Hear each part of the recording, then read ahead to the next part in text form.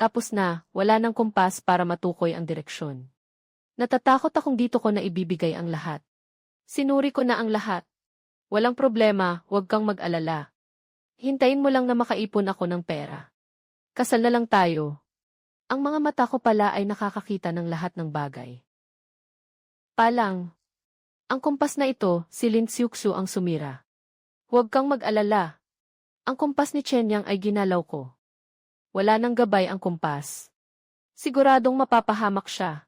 Mas mabuti pang malunod siya sa dagat. Kapag nakabalik pa siyang buhay, itutuloy natin ang pagpitpit sa kanya para sa pera niya. Kung tutuusin, tanga-tanga naman siya. Bagay na bagay siyang gawing utusan natin. Ito ang ruta ko para makaiwas sa bagyo.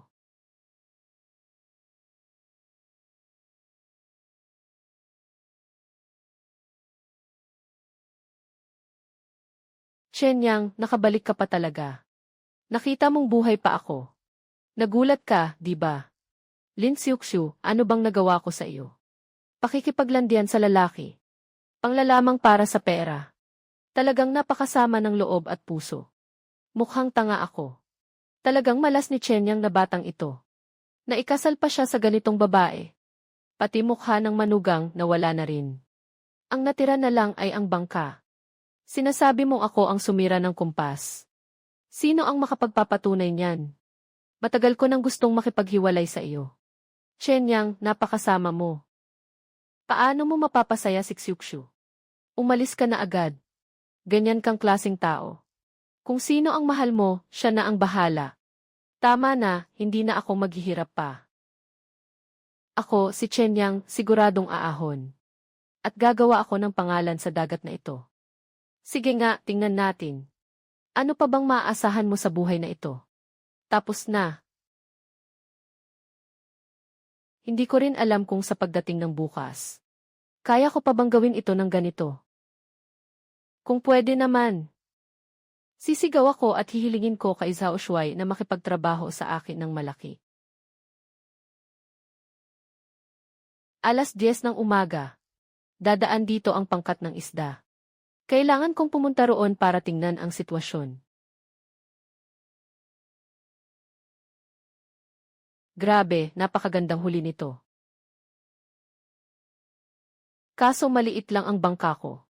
Isang biyahe lang ang kaya. Ibenta na muna natin bago mag-usap. Astig. Chen Yang, ang galing mo ha. Ayan, pwede na tayong yumaman. Sakto ang timing, swerte pa. Dumating na ang pangkat ng isda. Chen Yang, oras mo na para bumawi. Ha ha ha.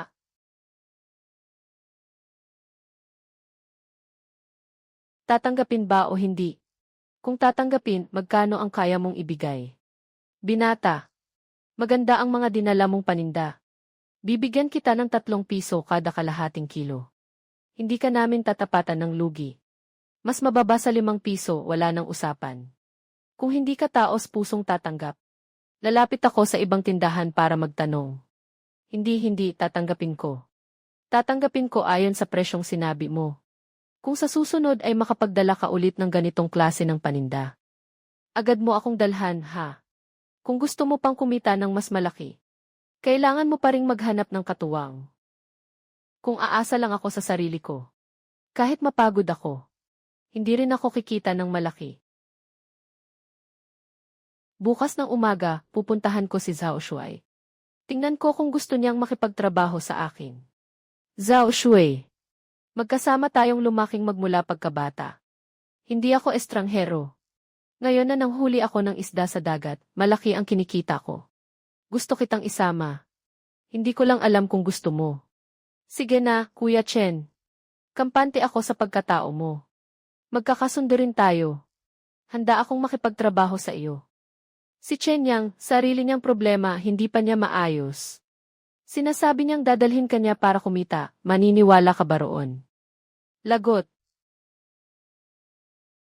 Kung hindi ninyo ako pinaniniwalaan, pwede kong bigyan si Zhao Shuai ng arawang sahod. 3 araw na sunod-sunod. Kung pagkalipas ng 3 araw, ni hindi pa rin ninyo maisip na kikita tayo. Ibig sabihin wala talaga akong kakayahan. Ma, naniniwala ako sa sinabi ni Chen Yang. Huwag mo na itong pakialaman. Napakatibay ng tambalan nating dalawa. Siguradong makakagawa tayo ng pangalan. Ay! Ngayong araw, pumunta tayo sa bandang Hongguya. Pakiramdam ko may kawan ng isda malapit doon. Totoo ba iyan? Kailan ka pa nagkaroon ng ganyang galing? Isang tingin mo lang, alam mo na kung nasaan ang mga isda. Marami akong natutunan kamakailan. Tungkol sa mga nilalang sa dagat. At pati sa kaalaman tungkol sa monsoon at agos ng dagat. Hindi naman mahirap alamin iyan. Sige, susundin kita. Kahit anong paraan pa ang gamitin mo. Kapag sinabi mong may isda, sasama ako sa iyo.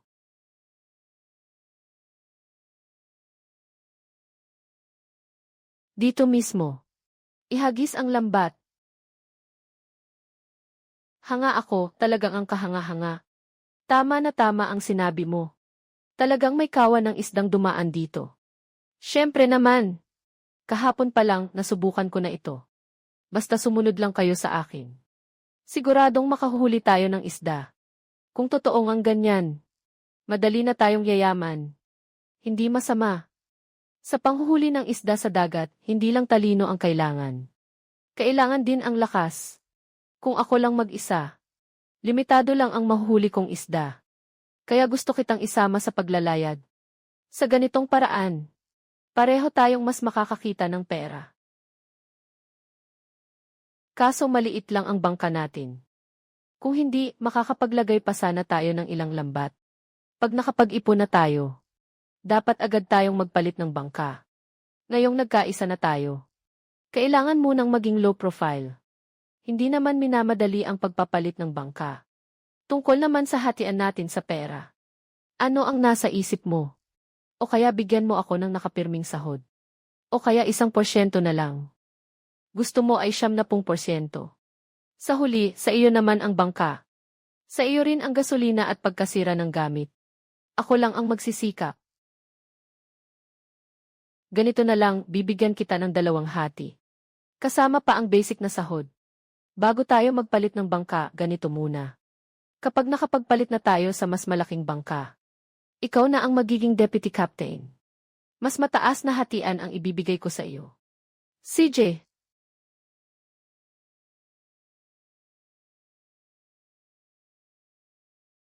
Chen Yang.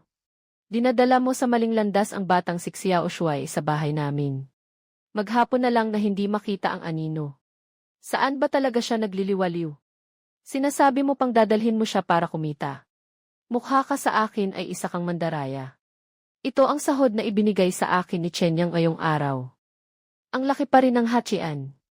Ang laki pa rin. Ano? Sa isang araw lang, kumikita ka na ng ganito karami.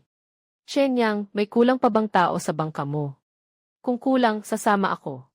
Tita, wag na po kayong magbiro sa akin. Sa kinikita ni Zhao Shuai na ganitong halaga. Sapat na iyon para sa gastos ng pamilya ninyo. Chen Yang, tara na. Dali, lumabas na tayo sa dagat. Ang aga pa. Sige, alis na tayo. Nakakaaliw ang dalawa na ito. Hindi makahuli ng isda, pero araw-araw pa ring palabas. Si Chen Yang natuliro sa sobrang gigil. At nadamay pa ang isa pang baliw. Baka balang araw, hindi lang sila makahuli ng isda. Kundi pati buhay nilang dalawa maisasama pa. Chen Yang. Pag nakuha na natin ang huli ngayong araw at makauwi na tayo, ipakita rin natin sa kanila ang galing natin. Para hindi na nila tayo laging minamaliit. Huwag kang mag-alala. Matagal ko na itong naisip.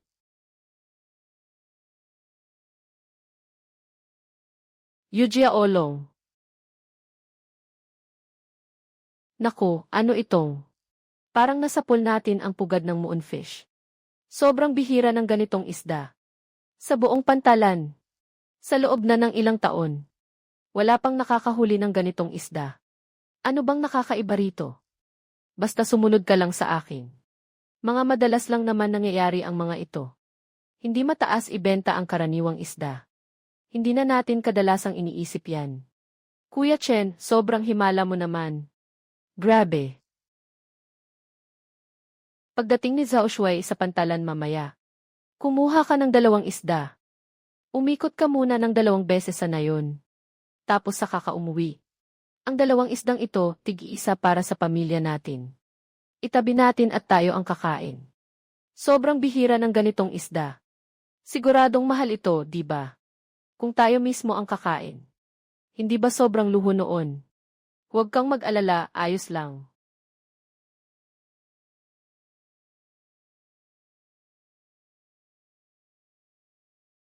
Sus, ang galing mo.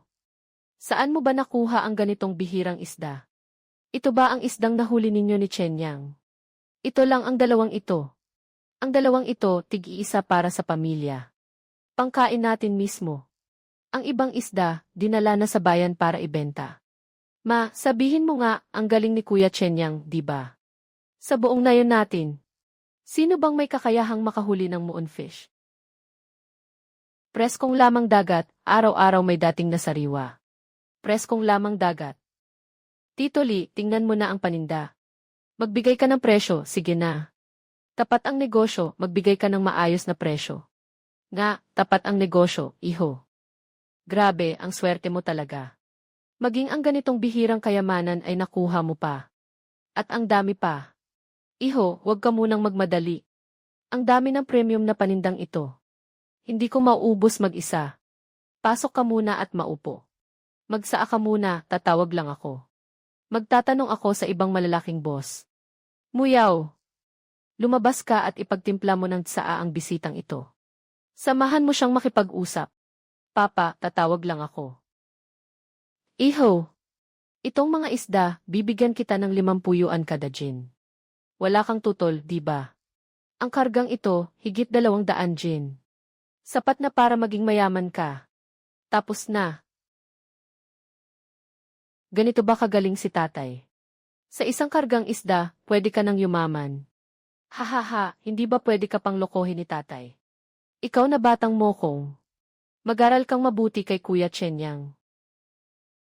Sige, ganito na lang. Muyaw. Hindi pang karaniwan ang batang ito. Mas madalas mo siyang makasalamuha. Siguradong may mabuting kapalit iyan. Esan. Alam ko na. Ang gabi na, Chen Yang. Hindi mo na pwedeng isama pa ang aming Xiao Shuai sa dagat. Pumalaot na. Napakapeligroso na. Tita, huwag mo naman akong biruin. Nandito ako para magdala ng pera. Nandito ako para magdala ng pera. Chen Yang, hindi ka nagkamali, di ba? Ang laki ng kinita nating dalawa ngayon. Iyan lang ang 20% na para sa iyo. Kasama na ang arawang sahod mo ngayon. Sa totoo lang, sa lakad na ito, mahigit 10,000 ang kinita natin. Ibawas mo na ang parte ko. Ang matitira, ipon natin iyon. Maghahanda na akong bumalik at magpalit ng mas malaking barko. Chen Yang, hindi ka ba nagkukunwaring ganyan sa harap ni tita? Niloloko mo ba ako na kaya ninyong kumita ng malaki? Ang karaniwang tao kapag pumapalaot para mangisda. Kung kumita ng ilang dosena, ayos na. Talaga bang kumita ka ng ganyan karami sa lakad na ito? Ayos na. Magtiwala ka. Ako ang taong magdadala kay Zhao Shuai sa pag-asenso. Hindi kita lolokohin. Sige na, hindi mo na kailangang maghatid. Bukas, parang dati na ulit. Hindi sa hindi kita pinagkakatiwalaan, Mrs. Kundi sa paraan ninyong kumita. Madaling paginggitan ng tao. Gusto lang din ng Mrs. na magpaalala sa inyo. Huwag kayong mapaginitan ng masasamang tao. Nay, alam kong ang tinutukoy mo ay ang usapin kanina. Tandaan na lang natin iyon. Huwag na nating banggitin ang pagyayabang na napuno ng isda ang buong nayon. Mabuti lang ang hangarin ng nanay ko para sa atin. Mas mabuti siguro ang magpakumbaba na lang tayo mula ngayon. Esa, CJ.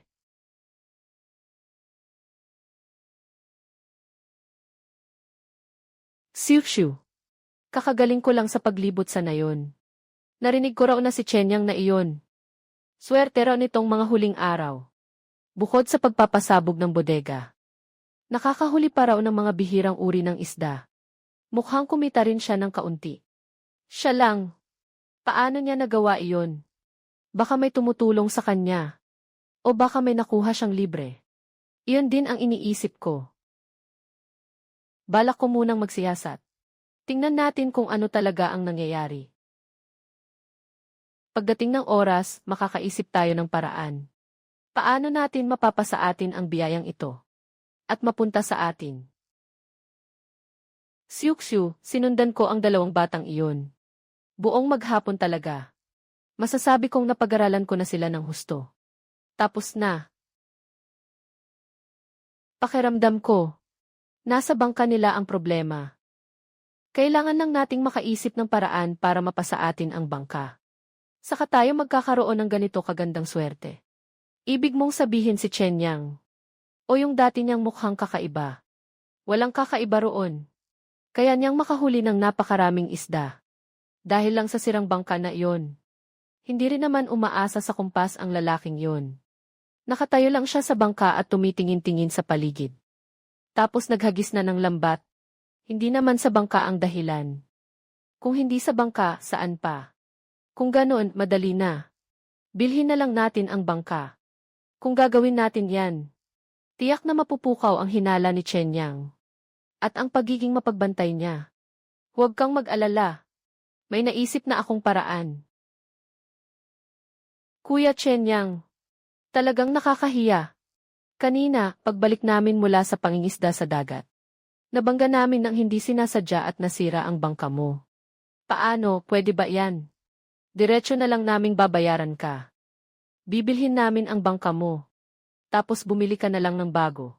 Bubuuan kita ng maswerteng halaga. 8,800. Heto ang pera. 8,800. Nabaliw ka na ba sa pera? Mukhang tapat at simple si Chen Yang.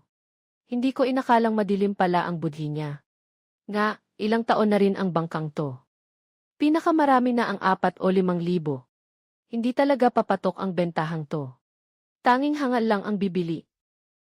8,800 ha. Bibili ko. Lagot. Hongyu, huwag kang padalos-dalos. Talaga bang ubra ito? Huwag kang mag-alala. Makinig ka sa akin, siguradong tama. Sa ngayon, gamitin muna natin ang bangka ninyo.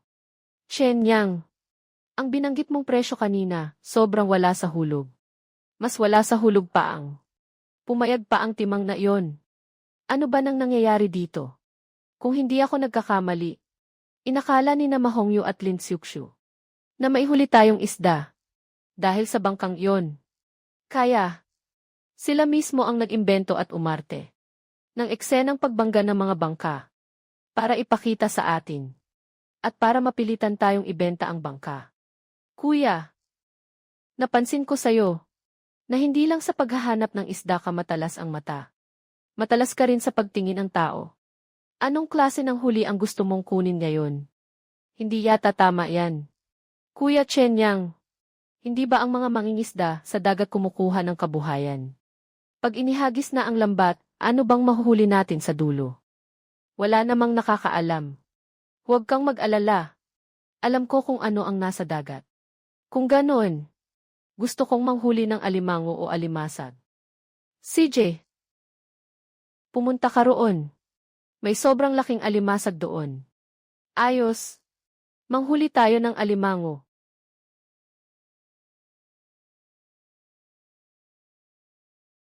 Puro alimasag. Totoo lahat ng sinabi mo. Lahat, sobrang laking alimasag. Mukhang yayaman na naman tayo ngayon. Lagot. Huwag muna tayong mag-excite. Mayroon pa sa ibaba. Maghagis ka pa ng ilang lambat. Punuin muna natin ang bangka bago tayo umalis. Kuya Chen Yang, kahit panaginip lang ito para sa akin. Hindi ko nga maisip na mangarap ng ganitong kayamanan. Kung araw-araw sana ganito. Hindi magtatagal. Makakalipat na tayo sa malaking bangka. Kuya Zhao Shui, hindi pa ba dumarating si Kuya Chen Yang? Muyaw, nandito ako. Nagtaka lang ako kung saan ka pumunta. Mula nang maging malaking kliyente ka ng pamilya namin. Laging pinapaghintay ako ni Papa sa pintuan para sa iyo. Sabi niya hintayin kita. Pagdating mo, tawagin mo agad siya. Haha. Sariwang huli. Kung ganoon talagang nahirapan ka. Tara na. Zhao Shui. Itong mga paninda, sa iyo ko na ipapaasikaso ang paglipat at pag-abot. Maaasahan mo. Tiwala ako sa pagkatao mo. Pangako. Ay naku, Chen Yang na bunso. Paano ka pa nakaupo ng kalmado? Ang batch ng panindang dinala mo. Gulat ang buong palengke. Lahat nasa labas nanonood at nagpapaligaya. Anong klasing alamat na mangingisda ba ang makahuli? Saka lang. Ng ganitong napakalaking alimasag. Tara na, tara na. Magmadali tayong lumabas at tingnan. Akala ko na ang taong makakahuli ng ganitong pambihirang huli ay matagal ng veterano. Hindi ko inasahang napakabata niya pala. Sa tingin ko, sinuwerte lang siya. Kung hindi, kung aasa sa karanasan para makahuli ng alimasag. Imposible talaga. Ay, huwag niyong intindihin kung paano niya nahuli. Ang mahalaga, nahuli na. Hindi tayo pwedeng hindi pumayad. Sandali. Itong mga boss sa palengke natin. Gusto kanilang pigilan para sa hapunang ito. At makilala ka. Pagkatapos kumain, aayusin namin ang sasakyang maghahatid sa iyo pabalik. Siyempre, kung gusto mong dito muna matulog, okay lang din. Ano sa tingin mo? Sige, sama-sama tayo. Kuya Chen Yang, pakiramdam ko ang talino ng pagtingin mo ay mas malawak kaysa sa akin. Kung magkakaroon ng pagkakataon, sana maisama mo ako sa dagat. Kung magkakaroon ng pagkakataon, siyempre, pwede naman. Sige, usap tayo tungkol dyan. Mula nang sumama ako sa iyo, hindi lang ako kumita ng malaki. Nakakita rin ako ng napakalaking tagpo. Ngayon pakiramdam ko, parang sayang lang ang pinaghirapan ko noon. Sa susunod, susundan kita at magsasanay akong mabuti. Mula pagkabata, magkasama na tayong maglaro. Kung hindi kita tutulungan, sino pa? Hindi na magtatagal, makakalipat na rin ako sa malaking bangka. Mas lalaki rin ang kita natin. Kuya Chen Yang, pakiramdam ko tama ang sinabi mo. Sa mga nakaraang araw, maaari tayong manghuli ng ilang karaniwang isda. Kung araw-araw tayong makahuli ng pambihirang klase at kumita ng malaki, malamang ay mapansin at matandaan tayo ng mga tao. Mas mabuting maging maingat. Nakakatuwa at kakaiba talaga. Yung sirang bangka ni Chen Yang, pinagpira-piraso ko na. Ni hindi ko napansin. Ano ba ang kakaiba riyan? Sa totoo lang, ano ba ang pinanggagalingan niya? Kaya araw-araw siyang kumikita ng ganoon kalaki. Wala na. Kuya Hongyu, sinasabi mo ba si Chen Yang? May ibubuga ba talaga siya? Dati, pilit nating binili ang bangka niya. Talagang naloko tayo ng batang ito. Isipin mo, nagpresyo siya ng 8,800. Halos tayo pa ang napahamak. At muntik nang maubos ang lahat ng ating ari-arian. Imposible namang sa ilang galaw lang niya ay maloloko rin ang matalas kong mata. Huwag kang mag-alala. Babantayan ko pa rin ang batang iyan. Hindi ko siya palalagpasin ng madali. Mabuti na rin iyan. Kung wala kayong balak na gawin laban sa akin, hindi rin ako madaling makakilos laban sa inyo. Nag-iisip na ako kung paano ko mababawi ang dating sama ng loob. Aba, kayo pa ang lumapit sa amin. Anak ng dagat. Ano na naman ba ang pakulo ng mag-asawang ito? Sasama ba sila sa atin sa dagat? Sino ba ang nakakaalam? Wala tayong pakialam sa kanila. Hindi ba parang pinandidirihan lang natin ang sarili natin? Chen Yang, sino ba ang pinapatamaan mo sa paurong at paepal mong salita? Siuxiu, wag na tayong makipag-unahan sa ganyang tao. Basta makakwarta tayo. Mas maganda pa iyan kaysa sa lahat. Pagbalik natin, bibilhan kita ng mga pampaganda. Bibilhan din kita ng bag. Kumalma ka na. Zhao Shui, may malaking huli sa ibaba. Ihulog mo na ang lambat. Siuxiu, nakita mo ba? Basura pa rin ang basura. Ako ang tunay na pinakamagaling mangisda sa buong mundo. Buti sumama ka sa akin, tama ang napili mo. Ayos na. Ang kapal ng mukha ng mokong na ito. Inunahan pa tayo ng 1 segundo sa paghulog ng lambat. Chen Yang, pasensya na. Kasalanan ko. Alam kong nagkamali ako. Huwag mo nang sisihin ang sarili mo. Wala itong kinalaman sa iyo. Kung wala silang hiya, wala rin tayong magagawa. Pero makaiiwas pa rin tayo. Anak ng dagat. Siukshu, yayaman na tayo ngayon. Punong-puno ng malalaking isda ang buong bangka. Talagang may ibubuga si Chen Yang. Nakahanap pa siya ng napakagandang puok ng isda. Sige na, Kuya Hongyu. Pwede na nating dalhin sa pamilihan at ipalit sa pera. Hanggat nangingisda pa si Chen Yang. Susunod tayo sa kanya mula ngayon. Kahit ano pa ang pinanggagalingan niya. Na makakita ng ganitong ganda ng lugar. Kailangan munang tayo ang maunang maghulog ng lambat. Kasi mas mabagal siya kaysa sa atin. Ha ha ha!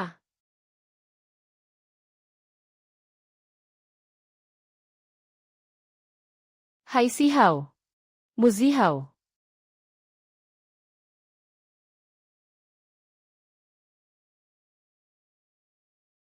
Kuya Chen Yang. Talagang walang kwenta ang mag-asawang iyon. Hindi ganyan ang pag-ugali at paggawa ng tao. Sobra na talaga. Kailangan nating mag-isip ng paraan. Para maresolba ang problemang ito. Huwag kang mag-alala. May naisip na akong paraan. Hanggat hindi natin sila napapasunod ng maayos. Parang wala na akong saysay na nabuhay pa. Ayos na. Chen Yang. Dati akala ng tita mo ay wala kang kakayahan. Ngayon, mukhang nagkamali ako ng tingin sa iyo. Kung puputulin nilang dalawa ang pinagkakakitaan ninyo. Hindi pwedeng hayaang mapahiya ako sa harap nila. Ako na ang kakausapin ko sila. Kahit pagalitan nila ako sa gitna ng kalsada, palalayasin ko pa rin sila. Hindi naman kailangang umabot pa sa ganyan. Bukas, kaya ko nang ayusin ito. Maagang aalis tayo bukas, gaya ng nakasanayan. Walang problema. Pwede ba, kayong dalawa, tigilan na ninyo ang kakulitan. Kung saan kami pupunta, doon din kayo pupunta. Ano bang sinasabi mo? Kung saan man namin gustong pumunta, ano naman sa iyo? Kailan pa naging hindi makatwiran si Chen Yang? Wala pa akong narinig na ganoon. Anong dagat ba ang pwede lang puntahan ni Chen Yang? Hindi naman ako tutol na pumunta sila. Nag-aalala lang ako sa lugar na pupuntahan ko. Kung delikado talaga. Kapag may nangyari sa inyo, madadamay kami. Chen Yang, huwag kang mag-alala. Gaano man kalaki ang kikitain namin. O may panganib man o wala. Walang kinalaman sa iyo iyon. Ikaw, umalis ka na. Kami na ang bahala rito. Wala kang karapatang manghimasok. Sige, ayos na. Kapag sinabi ninyo iyan, kampante na ako. Aalis na kami. Kuya Chen Yang, naglalayag lang tayo para mangisda at kumita. Hindi na kailangang magpakamatay sa pagod. Kung kaunting ingat lang, hindi tayo tatamaan ng malalaking alon at mamamatay tayong dalawa sa dagat. Huwag kang mag-alala. May alam ako. Kung hindi sila susunod, mabilis kitang ilalabas dito. Naku, napakasama rin ang panahon ngayon. Mas mabuti sigurong itigil na lang natin. Huwag kayong matakot, naglakas loob nga silang pumasok. Ano ba ang ikatatakot natin? Tapos na. At handa pa silang sumugal sa panganib. Siguradong may malaking huli sila. Baka matapos nila ang isang biyahe na ito. Talagang aangat na tayo. Ang dalawang to, sinapian na ng kasakiman. Hindi talaga sila takot mamatay. Tara na. Aba, napakalakas ng alon. Babasag na ang bangka natin. Kuya Chen Yang, tingnan mo ang mga isdang ito. Kuya Chen Yang, tingnan mo. Hindi lang maganda ang kulay ng mga isdang ito. Ang lalaki. At galing pa lahat sa kailaliman ng dagat. Narinig ko, napakamahal daw ng ganitong isda. Kaya pangkainin ng buhay. Sige, kung interesado ka. Yakapin mo na lang ang isdang ito at kagatin mo ng 2 beses. Hehe, kahit pwede pang kainin yan. Si Kuya Chen Yang muna ang kakain.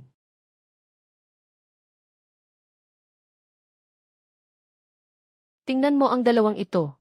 Pagpasok nila sa palengke natin. Alam ko ng dekalidad iyan. Bilisan ninyo para makita ng lahat. Anong pambihirang huli ang dala ninyo ngayon?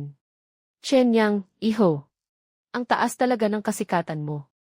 Nadagdagan pa ang benta sa tindahan ko.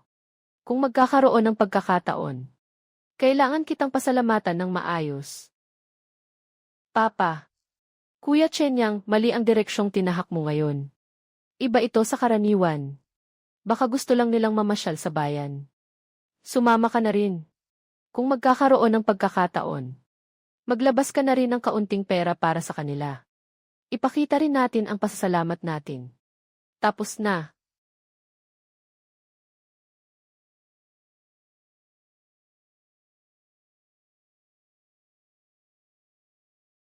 Kita tayo bukas.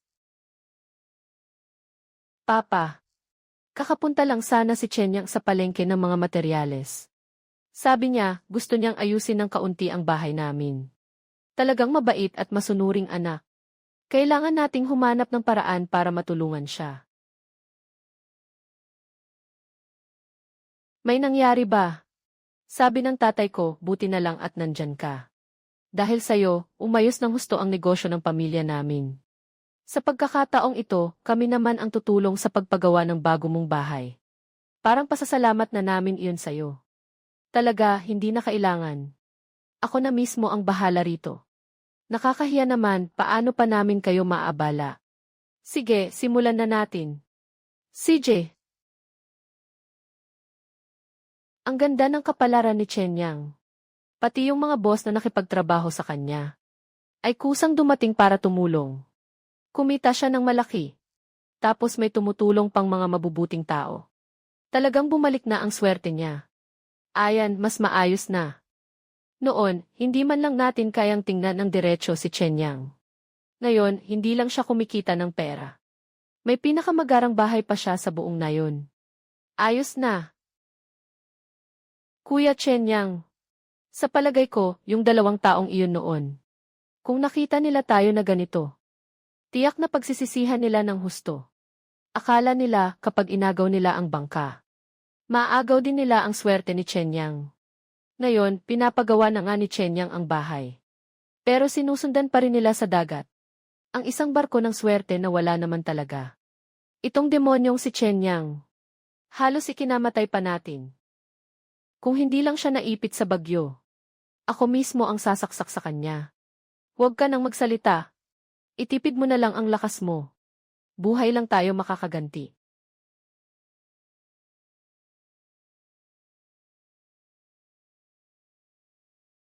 Hindi ko noon napansin na kahit malamig na tinapay, ay pwedeng maging ganito kasarap. Ito na talaga ang pinakamasarap na pagkaing natikman ko sa buhay ko.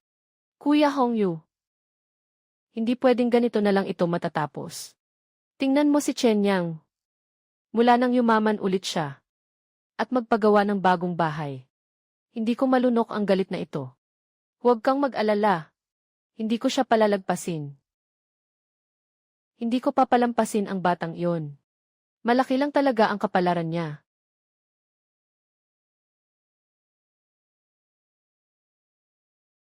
Tapos na. Chenyang, ikaw na walang utang na loob. Dinungisan mo ang dangal ko noon. Kaya nabuntis ako sa anak mo. Hindi mo pa rin gustong managot. Inilayo mo muna ako sa iba.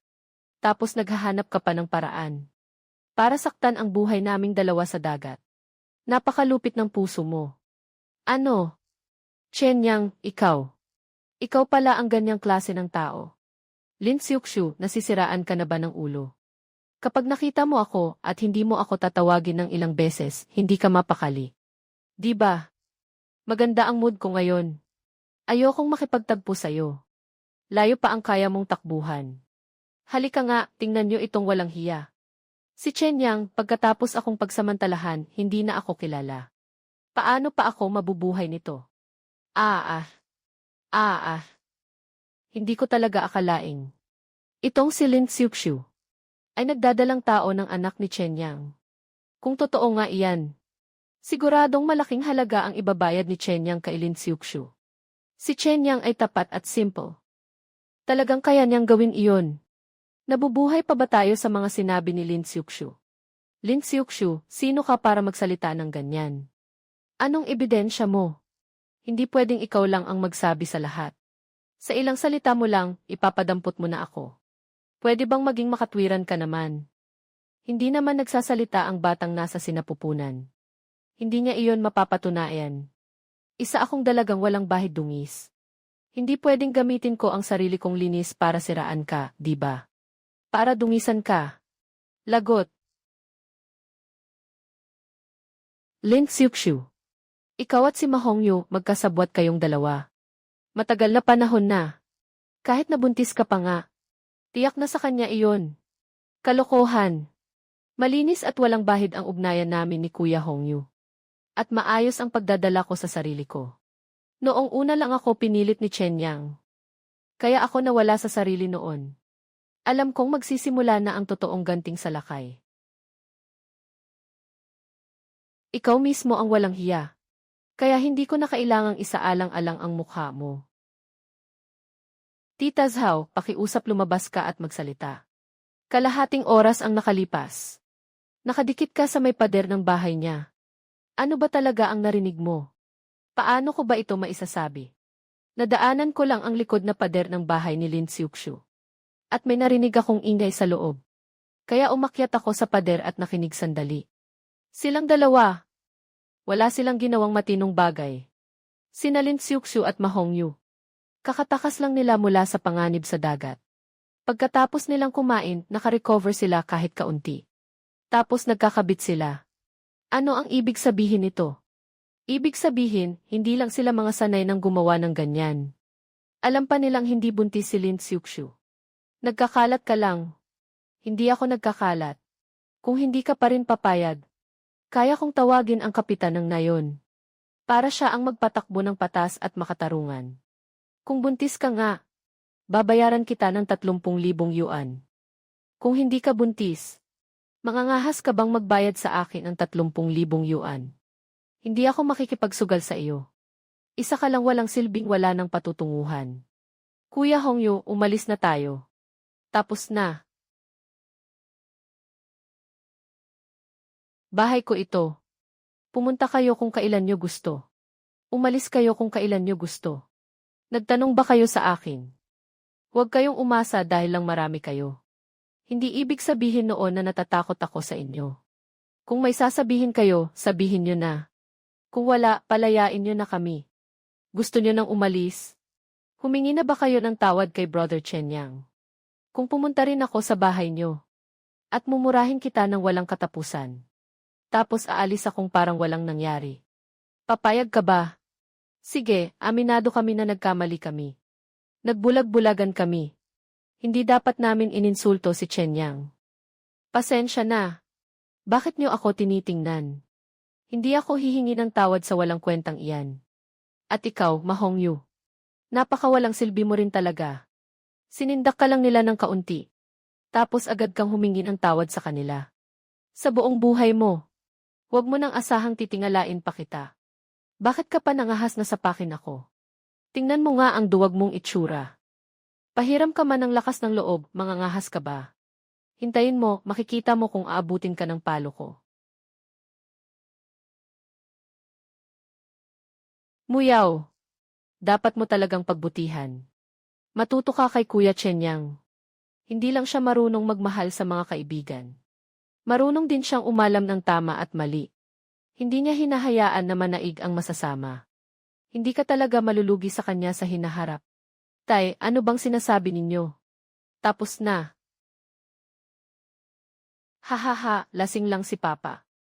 May nasabi lang akong mali kanina. Sa madaling sabi, mas makipaglapit-lapit ka kay Chen Yang. May pakinabang yan. Sige, mula bukas. Sasama na ako kay Kuya Chen Yang sa pangingisda sa dagat.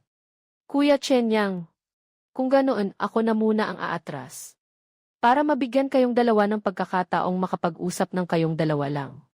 Ay, hindi pwede yan. Kailangan ko pang umasa na kumayod ka ng husto. Hahaha. Kuya Chen Yang, paano mo nahalata? Yung matandang babae, na siya pala ang may alam sa pangyayaring ito. Lalaki ka naman.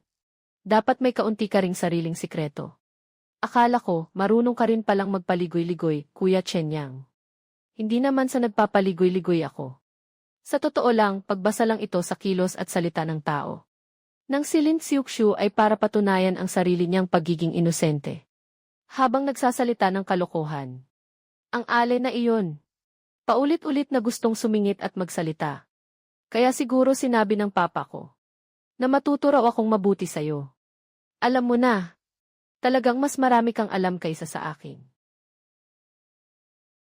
Sige na, maaga ka nang magpahinga. Bukas ng umaga, sabay tayong maglayag para mangisda. Zhao Shui. Tapos na. Bago laging pumalaot si Kuya Chenyang, ay nagbabasa ba siya para hanapin ang mga kawan ng isda? Siguro. Basta sundan lang natin siya. Tiyak na hindi tayo magkakamali.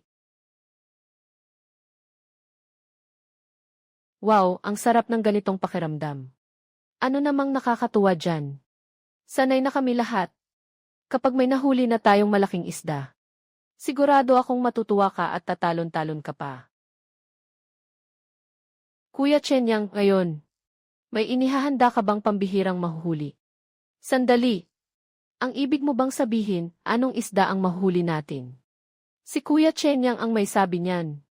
Hindi naman ganon kamisteryoso. Nasa swerte rin. Ngayong araw si Muyaw. Ang unang araw niyang sumama sa amin mangisda. Gawin natin itong may konting kilig. Ayan, mukhang pumalpak ako. Huwag kang mag-alala, kontrolado ko ang lahat. Kumilos ang kamay at bumagsak ang kutsilyo. Gumalaw ang talim. At tumpak na hiniwa ang tiyan ng isda. Sus Mariosep. Hindi ba ako nagkakamali? Perlas na kasing laki ng itlog ng manok. Wala na bang katarungan? Wala pa akong narinig na ganitong bagay. Mas lalo na, wala pa akong nakita ng personal na napakalaking perlas na ganito. Tapos na. Muyaw. Ito ang regalo ko sa'yo. Kuya Chenyang. Ang mahal at ang ganda ng regalong ito. Hindi ko talaga pwedeng tanggapin. Pwede ko munang bantayan ito para sa iyo. Pag-uwi mo na lang, saka ko ibibigay sa iyo. Tanggapin mo na, huwag ka nang mahiya sa akin. Dinalhan ko ng negosyo ang inyo. Tulungan ninyo akong ipaayos ang bahay. Bibigyan pa kita ng isa pang regalo. Puro ganyan lang ang paggalang at pakikipag-ugnayan. Mga bagay na kasing halaga ng isang buong kayamanan. Kung ibibigay, ibibigay talaga. Masyado nang palaban si Chenyang. Kailangan ko nang magmadali at mangisda. Pinaghirapan ko ang perang iyon para makapagregalo sa babaeng gusto ko. Yay! Ha ha ha ha ha. Kuya Hongyu. Galit na galit ako sa basurang bangkang ito. Biglang sumabog. Sabay-sabay silang tatlo, pinasabog lahat. Ganyan din ang naisip ko. Pero hindi rin iyon makatotohanan. Kailangan pa rin nating mag-isip ng paraan. Kailangang malaman nila ang lakas natin. Anong magagawa mo? Bibili ako ng diamond drill. Bubutasin ko ang ilalim ng bangka nila. Gagawa ako ng ilang malalaking butas. Kahit palitan pa nila ng bagong bangka, wala rin. Sila ang magpapalit, ako ang bubutas. Pag dumilim na, wala ng tao rito. Walang makakakita. Tapos na. Ay, magandang ang paraan iyan. Mapapahiya sila at wala silang masasabing laban. Kung mas magaling ang galaw mo, baka mapatay mo silang lahat. Naalala ko tuloy. Pwede tayong mag-isip ng paraan. Takpan muna natin ang butas. Pag napuno na ng isda ang bangka nila, lalalim ang guhit ng tubig. Doon palang mabubuksan ang butas. Kung ganoon, lulubog sila sa dagat.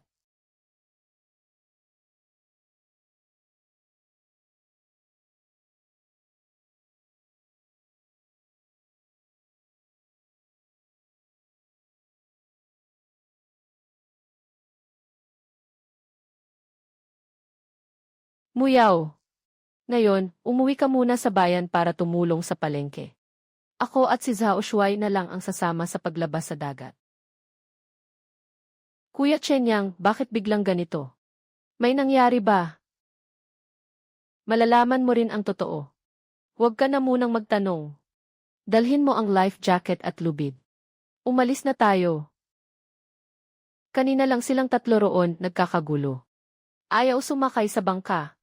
Akala ko may nakita sila. Naku, muntik na akong matakot mamatay. Gawin natin itong walang kapintasan. Paano kaya hindi sila makakadiskubre? Tapos na. Ayos na ito. Nakasakay na si Chenyang sa bangka.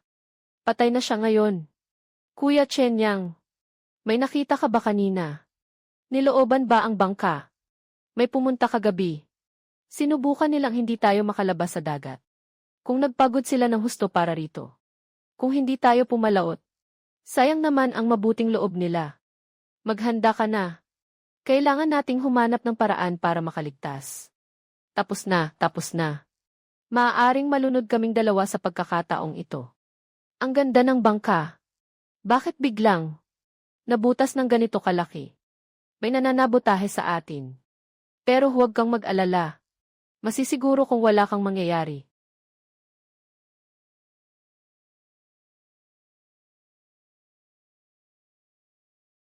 Buti na lang at sa lugar kung saan lumubog ang bangka natin. Sa ruta ng barkong ito. Kaya huwag kayong mataranta. Ihagis ninyo ang isang dulo ng lubid pataas. Maliligtas tayong dalawa. Naku, sobrang delikado kanina. Kung hindi dahil kay Kuya Chenyang. Alam mo ba ang direksyon ng bangkang pangisda na ito? Talagang tapos na tayo. Hindi lang kung sino ang makapagliligtas sa amin ang alam ko. Alam ko rin kung sino ang gustong manakit sa amin. Kagabi, hindi ako makatulog kaya lumabas ako para maglakad-lakad. Tamang-tama, nakita ko ang dalawang iyon. Na may ginagawang masama sa bangka natin. Kuya Chenyang, ano nang gagawin natin? Huwag kang mag-alala. Palalabasin ko ang tunay nilang kulay. Chenyang, bro. Nasunod ko na ang hiling mo. Ang balita tungkol sa pagkalubog ninyong dalawa ng bangka ay naikalat ko na sa buong nayon. Tapos na. Pinahanap mo sa akin ang pangkat pansiguridad. Dinala ko rin sila sayo. Kuya, salamat talaga sayo. Napag-usapan na natin to noon pa. Chenyang, sabihin mo. Ang bangka ninyong dalawa ay sinadyang sirain ng isang tao. May ebidensya ba? Ang ilang ebidensya ay nasa ilalim na ng tubig. Tungkol naman sa natitirang ebidensya, dadalhin ko kayo para hanapin ngayon din. Kuya Hongyu, sa palagay ko, si Chenyang ngayon. Matagal nang nilapanan ng mga isda. Pagkalipas ng 2 araw, papalubuhin ko pa ang tiyan ko ng kaunti. Diretso ko na siyang ililipat sa bahay ni Chenyang. Katatapos lang ng renovation ng bahay niya. Kung ibebenta ko ito sa ngalan ko bilang fiance niya, malamang malaki ang kita, sapat para gastusin nating dalawa. Halika, sabay na tayong pumunta. Itapon mo na ang mga gamit sa pandaraya na ito. Gaya ng dati, magbantay ka para sa akin. Ang mga sinabi nilang dalawa kanina. Narinig niyo naman, di ba? Malinaw na ang katotohanan. Sila ang sumira sa bangka ko.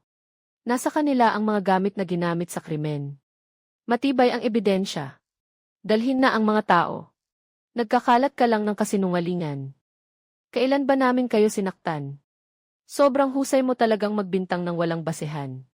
Naku, tapos na tayo. Tapos, huwag ninyong paniwalaan ang sinasabi niya. Itong batang to, masama ang nasa loob. Bumalik sa kanya ang ganti ng karma. May lakas pa siyang magbintang sa amin. Hintayin mo, hindi pa tayo tapos sayo. Kanina lang kayo na mismo ang umamin. Ngayon gusto niyo pang magdahilan. Ibigay ninyo ang ginamit na panira. Sumama na kayo sa amin. Kuya Chenyang, akala ko pa naman mahirap lutasin ang kaso. Lalo na't lumubog na ang bangka. Hindi ko inakalang. Ang bilis mong naresolba ito. Sobrang dami kasing butas ng mga tanga ng magnanakaw. Kahit ang pangkat pansiguridad ang magsiyasat. Madali rin silang matutunton. Ngayon pwede na nating pag-isipan. Ang pagbili ng bagong bangka. Umuwi muna kayo at magpahinga. Bukas, titingnan natin ang bagong bangka.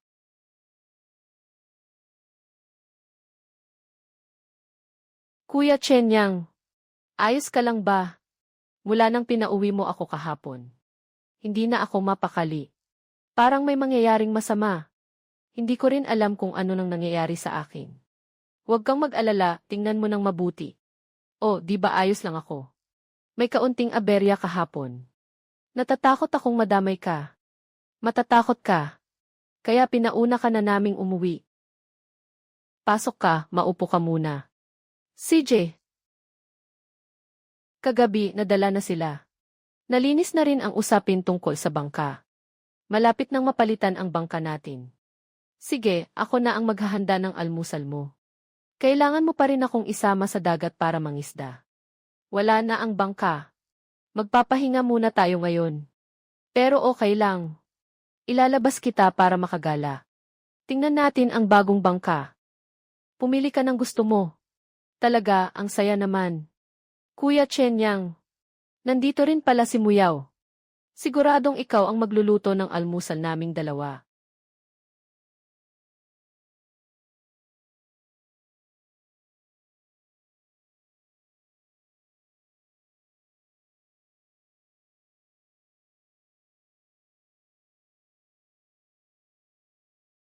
Wow!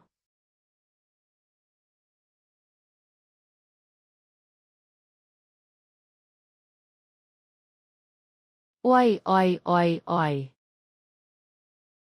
Chen Yang. Ang bilis ninyong nakalaya. Huwag mo nang dagdagan ang sakit, pwede ba? Sa ayos man lang, ako pa rin ang fiancé mo. Yung ginawa naming plano para saktan ka. Ibinulgar mo. Kaya malapit na kaming makulong.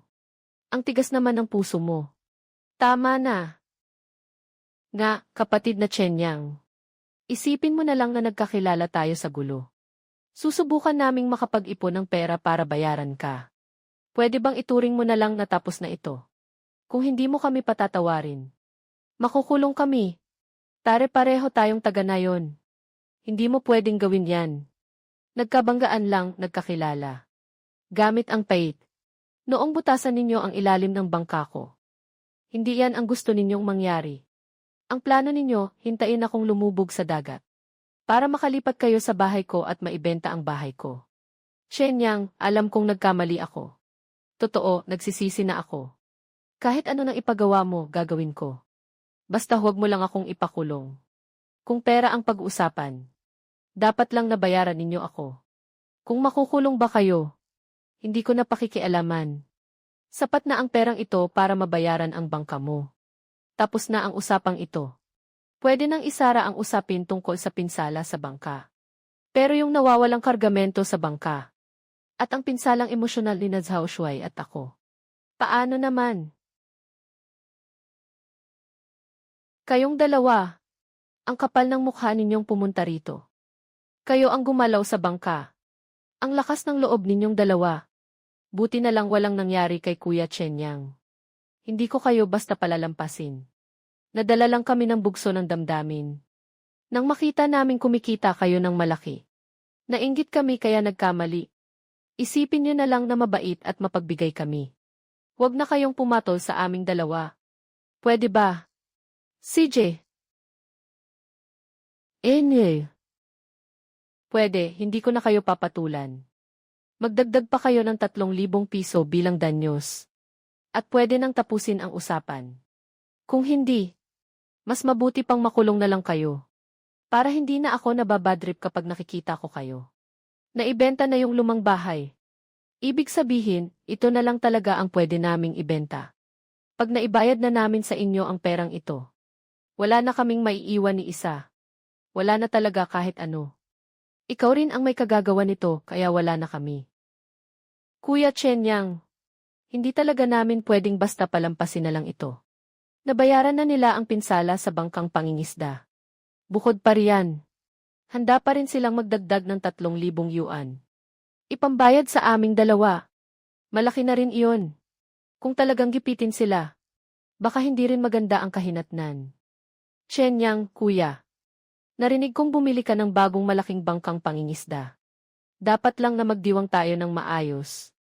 Tara, sama-sama tayo. Ngayong gabi, walang iinom ng hindi lasing at walang uwi ng maaga. Tito Lee, sobra po ang kabaitan ninyo. Nabili na ang bagong bangka. Pero hindi naman iyon malaking bagay. Bakit pa kayo mag-aabala at magagastos dahil sa akin? Hindi pa rin naman iyon matatawag na malaking bagay. Ang bangkang pangingisda ang mismong kabuhayan naming mga mangingisda. Nagpalit kayo ng napakagandang bagong bangka. Kung hindi pa yan ipagdiwang, ako muna ang unang tatanggi. Ayos na ayos. Sakto. Zhao Shui, Muyaw. Halina kayo rito pareho. Ngayong gabi walang makakatakas. Shenyang, tingnan mo ang ibinigay ng anak ko sa akin. Kung sa tingin ninyo bagay kami sa isa't isa, pwede ba ninyong pag-isipan ang kasal? Tay, sa amin pong dalawa, wag na po kayong makialam. Mabait sa akin si Kuya Shenyang. Kahit hindi man kami magpakasal. Wala rin namang masama roon. Tay, tingnan ninyo po. Regalo ito sa akin ni Kuya Shenyang. Ang bait-bait niya sa akin. Kaya huwag na po kayong mag-alala. Napakamahal ng regalong ito. Sabi ni Shenyang, ibibigay niya, kaya ibinigay niya. Paano naman ako hindi mahihiyan yan? Noon ko pa dapat naisip iyon. Dapat bumili na lang ako ng bangkang pangingisda at diretsong iregalo sa inyo. Tito, pag may maluwag-luwag ka na, isama mo ang pamilya mo at puntahan ninyo ako sa bangka. Doon ako huli ng sariwang lamang dagat para sa inyo. Tapos sabay-sabay tayong kakain. Mas masaya iyon. Mas mabuti pang salubungin ang tamang araw kaysa maghintay ng matagal. Bukas na lang tayo. Sige, usapan na natin, deal. Shenyang, bro. Yuhang 68,888, bata ka pa pero ang galing mo na. Batang-bata ka pa pero napakahusay mo na. Talagang bagay na bagay. Sa murang edad, may nagagawa ka ng ganito kalaki. Talagang hindi biro. Sa tingin ko rin, sobrang galing talaga ni Kuya Shenyang. Palagi akong natututo sa kanya. Kaso hindi ko pa rin siya maabutan. Talagang sinuwerte si Shenyang. Saka lang lumipas ang ilang araw, nakapagpalit na siya ng bagong bangka. Malaki na agad ang kinita. Noon, si Lin Xiuqiu pa ang nagpapahirap sa kanya. Ang ending, siya ang napahamak. Mukhang nakulong na sina Lin Xiuqiu at Ma Hongyu. Matagal-tagal na rin akong hindi nakakakita sa kanila. Yuhang 68,888, Shenyang, bro. Sa yuhang 68,888, ang pangingisda ay nakasalalay sa panahon. Ang paglalayag at pangingisda sa dagat ay nakasalalay sa lagay ng panahon. Kailangang magsikap at magtulungan sa paghahagis ng lambat. Bakit ka ba humanga ng husto dyan? Tito, may hindi pa po kayo alam. Si Kuya Shenyang, sa pakiramdam niya talaga nakabase ang pangingisda. Kung anong isda ang gusto niyang mahuli, iyon ang nahuli niya. Meron pa palang ganyang klase ng bagay. Hindi ako naniniwala. Kung ganoon ang usapan. Sige, susubukan ko na lang. Muyaw, anong isda ang gusto mong kainin ngayon? Gusto kong kumain ng dilaw na tuna. Hilaw man o luto, pwede. Dapat matatanggap din ito ng lahat. Kahit sa dulo ng mundo, hahabulin kita. Bibigyan din kita ng isang lambat ng dilaw na tuna.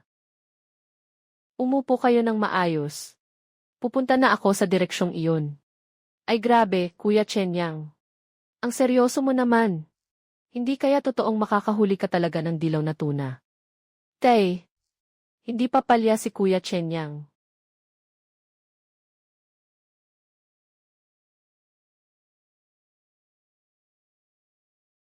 Bluefin tuna. Marami sa mga mahilig sa magagandang bagay noong masaganang panahon ay matagal nang pinapangarap ito. Naniniwala na ako. Kuya Shenyang, hindi ito pangkaraniwang pangingisda ang ginagawa mo. Para ka nang nakipagkasundo sa hari ng dagat. Kuya Shenyang, suko na ako, talagang napapahanga ako. Talagang ang galing mo. Kahit sanay na ako. Kahit ang mga veteranong mangingisda, ni ika-10 mo ay hindi nila maaabot. Sobra naman ang papuri mo, Tito Lee. May kaunti lang ako. Na sariling karanasan at paraan. Sa pagkakataong ito, ipinakita ko lang sa harap mo. Hindi rin para magyabang. Pangunahing gusto ko lang pasiglahin ang lahat. At para na rin maihanda natin ang mga sangkap para sa tanghalian. Kuya Shenyang, Kahandaan mo lang pala ang mga sangkap. Pahinga ka na muna ng maayos. Ang pagluluto ay iwan mo na sa akin. Sige, napagod ka na. Shenyang, sa tingin ko napakabuti talaga ng batang ito. Gusto kong itanong sa'yo kung sa tingin mo. Ano ba si Muyaw sa bahay namin? Sabihin mo lang ng tapat. Nagkakilala man tayo, bahagi rin iyon ng tadhana. Hindi ko pwedeng pilitin na magkasama kayong dalawa. Tito Lee, napalaki mo ng maayos si Muyaw. Marunong siyang rumespeto at umunawa. Isa siyang napakabait at maaasahang dalaga. Kung sasang-ayon ka sa amin, hindi kita bibigyan. Sana ay maayos mo siyang pakisamahan. Kung ganoon, magsasabi na ako ng tapat.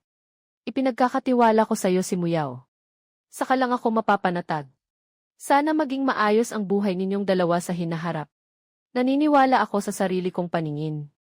Mas lalo akong naniniwala sa kakayahan mo. Hindi po namin kayo bibigyan ni Muyaw.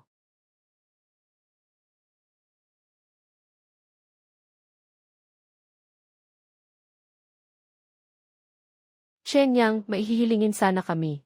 Gusto sana naming humingi ng tulong sa'yo. Hindi namin alam kung mapagbibigyan mo kami. Ikaw muna ang magsabi, pakinggan ko. Ganito kasi. Narinig naming napakatumpak ng paningin mo. Kung anong isda ang gusto mong hulihin, iyon ang nahuhuli mo. Kung kaya mo ngang gawin iyan, pwede mo ba kaming isama? Halimbawa, iyong mga bihirang isda na gusto mo. Sabihin mo lang sa amin. Pagkatapos naming makahuli at kumita, bibigyan ka namin ng 3 bahagi. Shenyang bro, kung totoo iyan. Hindi ba para tayong araw-araw na may napupulot na pera? Ayos yon ah. Kung gayon, hindi ba parang araw-araw tayong may napupulot na pera? Ayos yon ah. Pero ang totoo, baka mandaya o maglokohan sila. At bawasan ang hati na mapupunta sa atin. Iyan naman ang hindi na dapat ipag-alala. Hindi lang kung anong isda ang nasa dagat ang nakikita ko. Kaya ko ring tantiyahin kung gaano karami ang mga iyon. Hindi nila maluloko ang mga mata ko. Ang kailangan ko lang isipin ngayon ay, kung sulit ba silang tulungan? Pare-pareho tayong taga-nayon ni Shenyang. Magkakakitaan din tayo lagi rito. Talagang pagkakataon para kumita. Huwag mo naman kaming kalimutan, ha? Nga, Shenyang. Hindi naman namin hinihiling na pagyamanin mo kami. Basta huwag lang kaming mapariwara. Na walang dala kapag pumalaot. At walang dala rin pag uwi, ayos na rin. Kung hindi ka pa rin kampante. Kung magkano ang hati. Mapag-uusapan pa yan. Shenyang, bro. Kung hindi ka pa makapagpasya. May paraan naman ako. Ang naiisip ko ay, pumili ka muna ng ilang pamilyang tunay na mabuti ang puso. At makipag-ugnayan sa mga pamilyang hindi mayaman. Kung epektibo naman, ipakilala natin sa buong nayon. Kahit hindi man ito maging isang malaking tagumpay. Wala pa rin tayong malulugi. May punto rin ang sinabi ni Muyaw. Pero usapin ito ni Shenyang. Kaya hindi na rin kami magsasalita pa. Handa siyang tumulong sa mga taga-nayon. Iyan ang kabutihan niya. Kung ayaw niyang tumulong, wala ring dahilan ang lahat para sisihin siya. Sa totoo lang, wala naman siyang utang sa sinuman sa nayon. Sang-ayon ako kay Muyaw. Pumili muna tayo ng 3 pamilya. Ako ang magbibigay sa kanila ng gabay sa teknolohiya. Zhao Shuai, mas kabisado mo ang kalagayan sa nayon. Ikaw na ang pumili ng 3 pamilyang iyan. Shenyang, bro, ito na ang 3 pamilyang napili ko. Talagang maganda ang reputasyon nila sa nayon. Yaong mga taong marunong tumanaw ng utang na loob. At kaninang umaga lang, pumunta na sila sa bayan para bumili ng walkie-talkie. Para madali mong maibigay ang mga tagubilin. Sila, masasabi mong taos puso nilang gustong sumunod sa iyo at kumita ng marangal. CJ, basta makinig lang kayo. Ipinapangako kong sa loob ng 1 araw. Maibabalik ko ang perang ginastos sa walkie-talkie. Ayos na ayos. Shenyang, lahat kami naniniwala sa iyo. Lao Wang, punta ka na ngayon sa kanang gilid ng bangka mo at ibaba ang lambat. Dito sa ilalim parang wala namang isda. Sige na nga, susundin kita. Iyan, ibaba mo na ang lambat.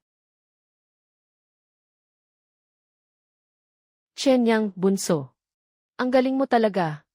Napansin kong halos walang pagbabago sa ibabaw ng dagat. Kaya akala ko wala ng isda rito. Ngayon, ayos na. Hindi na ako uwi ng walang huli. It said, ayos na, ang dami. Chen Yang, sobra ka talagang galing. Bakit hindi natin napansin? Buti na lang, may batikan pa tayong mangingisdang veterano. Ito marahil ang tinatawag nilang likas na galing. Itong si Chen Yang, mula pagkabata pinagmamasdan ko na siya, alam kong kaya niya yan. Napakaganda. Sa wakas, makakaasa na rin ako sa pangingisda para kumita ng malaki. Grabe, ang daming isda. Halos mapunit ang lambat. Ito na yata ang swerte ko habang buhay. Nagamit ko na lahat ng swerte ko. Basta maayos ninyong sundan ako. Ganyan nakabunggang swerte araw-araw. Umalis na tayo, masyadong maliit ang bangka ninyo. Hindi na pwedeng maghulog ng lambat. Umuwi muna tayo.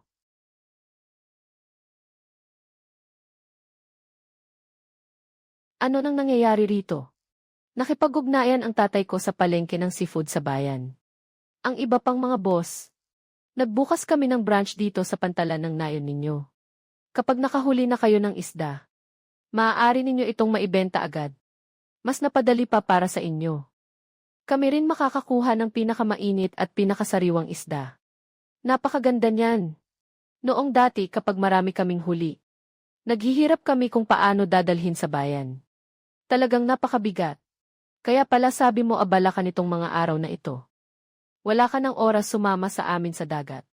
Palang inaasikaso mo itong bagay na ito. Muyaw, Tito Lee. Talagang maraming salamat sa inyo sa pagkakataong ito. Hindi na kailangang maging formal sa atin.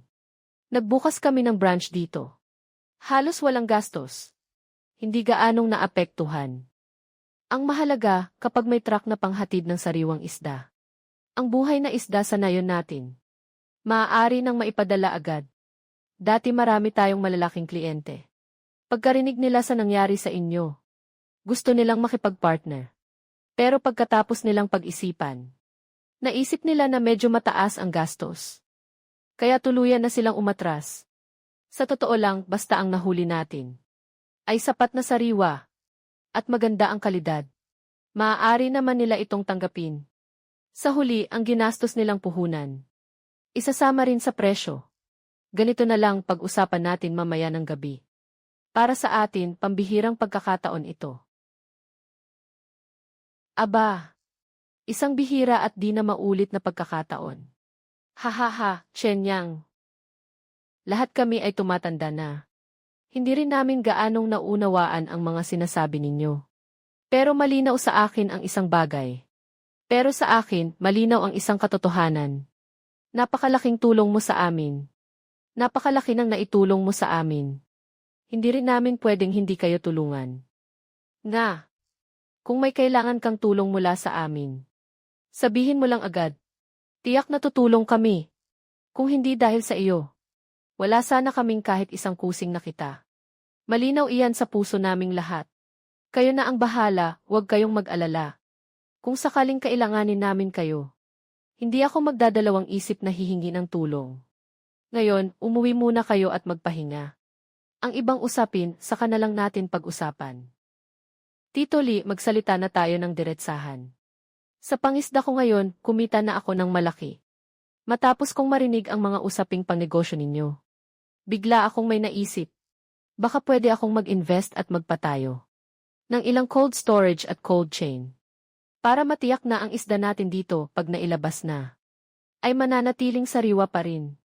Kuya Chen Yang, kung magtatayo ng cold chain at imbakan, baka hindi lang kaunting pera ang kakailanganin. Tama, magiging isang delikadong hakbang ito. Pero may isang napakalaking kalamangan tayo. At iyon ay ang matalas na paghatol ni Chen Yang. Basta araw-araw ay maisapat tayong supply ng isda. Hindi magtatagal, mababawi rin ang puhunan. Iyan ang nasa isip ko. Hindi na dapat alalahanin ang pagbawi ng puhunan. Ang mga bagong trabaho, makakatulong sa kabuhayan ng mga taga-nayon. Sa madaling sabi, napakaraming mabuting dulot nito.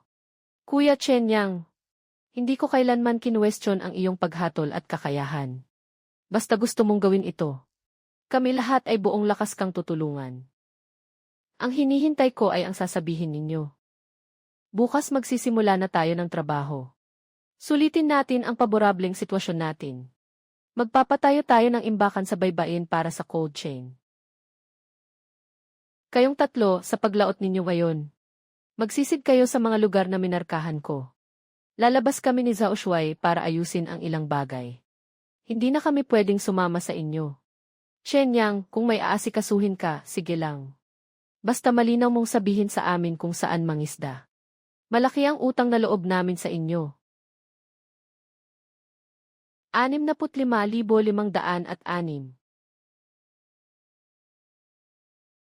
Talagang ang lumaki ang negosyo ni Chen Yang. Isang bagsakan lang, nakabili siya ng napakaraming kagamitan. Magpapatayo ba ng pabrika ang batang ito? Ang laki ng puhunan, ha? Pag tumakbo na ang pabrika, aalis ako para magtrabaho para sa kanya. Sasama rin ako. Mabait ang puso ng batang si Chen Yang. Kung susunod ka sa kanya, siguradong hindi ka magkakamali. Kung ganoon ang usapan, kailangan ko nang dumaan doon ng mabilis. Tingnan ko kung may pwede akong matulungan. Ayos na ayos ito.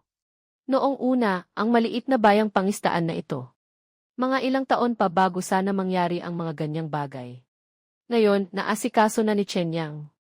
Kapag nagkaroon na ng mga kagamitang ito sa baryo ng mangingisda, mababawasan ng malaki ang pagkalugi. Mas maaga tayong makakasabay sa malalaking pamilihan. Napakagandang balita nito. Sino ba namang magsasabing hindi, di ba? Nagpapahayag lang ako ng damdamin ko. Ang galing talaga ng kakayahan at paningin ni Chen Yang. Sobrang astig. Ikaw na ang sumulat ng anunsyo sa pagkuha ng empleyado. Sa ngayon, kailangan natin ng hindi bababa sa 20 katao. 6 doon ang mamamahala sa mga kagamitang pangpalamig. Ang iba naman ang bahala sa transportasyon at pag-iimpake. Walang problema. Ilagay mo na sa bulletin board sa bungad ng baryo. Kahit 20 tao, pwede na ba? Sisiguraduhin kong mabuo mo ang kuota.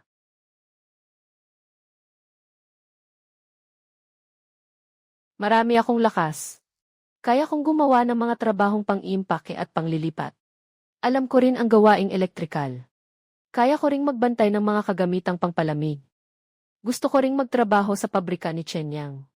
Bigyan mo na lang ako ng kahit anong trabaho. Chen Yang, subukan mo muna ang pagkain na gawa sa sarili mong bahay. Mukhang ang tagumpay ko dito, ha? Ang kasunod naman, pwede mo nang pag-isipan ang pagtatayo ng isang tunay na pabrika. Para sa paunang pagproseso ng mga lamang dagat na nahuhuli mo. O kaya mas malalim pang pagproseso. Nagsimula na si Tito Lee na gawin ito. Halika, samahan mo akong tingnan. Nga, Tito Lee. Kakailang araw ka lang nawala. Pero ibang-iba na ang hitsura ng baryo. Kuya Chen Yang, hindi ka talaga kapani-paniwala. Hindi lang itong bayang pangisda na ito, kundi pati ang mahigit 100 kilometro sa paligid. Lahat ng produktong dagat sa baybayin. Pwede nang dalhin dito para iproseso. Ang estratehiya mo, Chen Yang, at ang pagkakaayos mo ng mga tauhan. Pati ang kakayahan mong kumilos. Talagang hinahangaan ko ng lubos. Pagdating sa pagkakaayos ng trabaho, may ilang bagay pa akong gustong ipasuyo sa inyo. Hindi ko alam kung gusto ba ni na Tito Lee at Muyao. Kung ano, pamilya na tayo. Siguradong pakikinggan ka namin. Balak kong ipagkatiwala kay Muyao ang pamamahala sa pabrika ng pagproseso. Si Tito Lee ang bahala sa panlabas na negosyo at mga ugnayang pampubliko. Samantala, si Zhao Shuai ang mamamahala sa pangkat ng mangingisda. Kuya Chen Yang, ikaw naman. Siyempre, kung saan kulang ang tao, doon ako pupunta. Kung saan ako kailangan, doon ako. At maaga akong gumigising araw-araw. Ang unang bagay pagkatapos nito ay tulungan ang mga mangingisda sa nayo na makapili ng maayos ng lugar na paglalayagan sa dagat. Kaya hindi rin ako pwedeng tumunganga lang. Hinati ko ang pabrikang ito sa 3 bahagi. Ang isang bahagi ay para sa paunang pagpapalamig. Ang isa pang bahagi ay para sa paunang pagpoproseso. At ang huling bahagi ay para sa mas malalim na pagproseso. Mas simple ang pagpapalamig at paunang pagproseso. Tungkol naman sa mas malalim na pagproseso, kailangang isaalang-alang ang pangangailangan ng merkado at ang epekto ng kapaligiran sa dagat. Kaya ang bagay na ito ay Kay Muyao lang pwedeng ipagawa. Kuya Chenyang, natatakot ako na limitado lang ang kakayahan ko. Baka hindi ko magawa ng maayos. Huwag kang mag-alala. Magkakasama tayong lumalaban. Kapag may hinarap kang hirap, pwede mo kaming sabihan agad. At may inihanda rin akong regalo para sa'yo. Sana makatulong ito. Ano bang maitutulong nito sa'yo? Muyao, ito ang regalong ibinibigay ko sa'yo. Ilang daang aklat tungkol sa pamamahala at negosyo. Naniniwala akong kapag may bakante kang oras, mababasa mo ang mga ito. Malaki ang maitutulong diyan sa'yo. Kuya Chenyang, ang maalalahanin mo naman talaga. Sa sinabi mo, lalo akong nagkaroon ng kumpiyansa sa sarili. Nga, anak, huwag kang matakot. Nandito rin si Papa para suportahan ka. Kung may hindi ka maintindihan, pwede muna nating pag-usapan. Kung talagang hindi pa rin malinaw, pumunta tayo kay Chenyang para siya ang umayos. Ha ha ha. Naabot ni Chenyang ang puntong ito ngayon. Dahil sa tulong ninyong lahat, ngayong nakatayo na tayo ng matatag dito. Nagsimula na tayo ng panibagong yugto ng pag-unlad. Magtuos tayo. At sana mas gumanda pa ang bukas natin. Kuya Chenyang, lalago at lalago pa ang negosyo natin. Tiyak. Ha ha ha. Gaya nga ng sabi ko. Naniniwala ako sa paningin at kakayahan ni Chenyang. Bukas ang pagbubukas ng pabrika. Sabay-sabay tayong pupunta sa seremonya ng pagputol ng laso. Nagbago na si Chenyang. Talagang sobrang laki ng ipinagbago niya. Tingnan mo ang dating niya ngayon. Parang isa na siyang malaking boss. Hindi madaling makakita ng ganyang kabait na boss. Kahit kaninang umaga lang. Sa napakahalagang araw na ito, dumaan pa rin siya sa nayon. Para sabihin sa lahat kung saan manghuli ng isda at masaktuhan ang pulutong ng isda. Mabait ang puso ni Chenyang. Marami na siyang ginawang kabutihan. Parang sa kanya talaga bumabagsak ang lahat ng mabubuting bagay. Wala akong kainggitan kahit kaunti. Ang mabuting tao dapat ginagantimpalaan. Ay, ngayon ang negosyo ni Chenyang. Umabot na sa ganito kalaki. Baka lalo pa siyang maging abala sa susunod. Hindi ko rin alam kung kayong dalawa ngayon. Hanggang saan na ang narating inyo? Kailan kaya kayo magpapakasal? Pa, pwede bang huwag mo muna kaming madaliin? Tingnan mo si Chenyang, abala siyang parang trumpo. Saan pa siya magkakaroon ng oras para isipin ang ganyang bagay? Muyao, gusto mo ba akong pakasalan? Gusto ko.